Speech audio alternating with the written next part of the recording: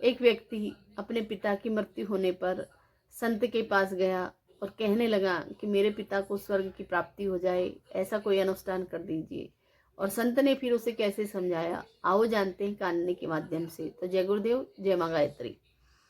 अपने पिता की मृत्यु होने पर एक व्यक्ति उनकी अस्थियों का कलश लेकर एक संत के पास पहुंचा और उनसे प्रार्थना करने लगा, यदि भी कोई विशिष्ट अनुष्ठान कर दें तो उसके पिता को उच्च लोकों की प्राप्ति हो जाए। संत बोले, ऐसा करो कि तुम एक कलश में घी और पत्थर भरकर ले जाओ और उसे गंगा के पानी में डुबोकर फोड़ डालो।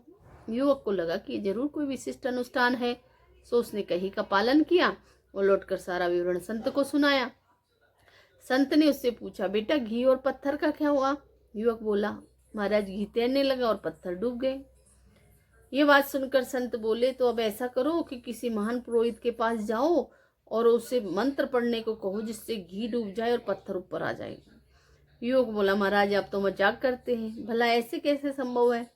संत बोले, तो बेटा फिर ऐसा कैसे संभव हो सकता है कि तुम्हारे पिता को उनके कर्मों के अतिरिक्त प्रकृति में स्थान दिला दिया जाए?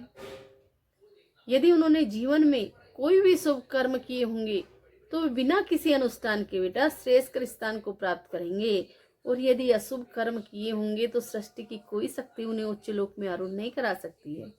बेटा इसलिए व्यर्थ की क्रियाकर्म में समय गंवाने के बजाय अच्छे कर्म करने में जीवन लगाओ, यही श्रेष्ठ कर मार्ग है।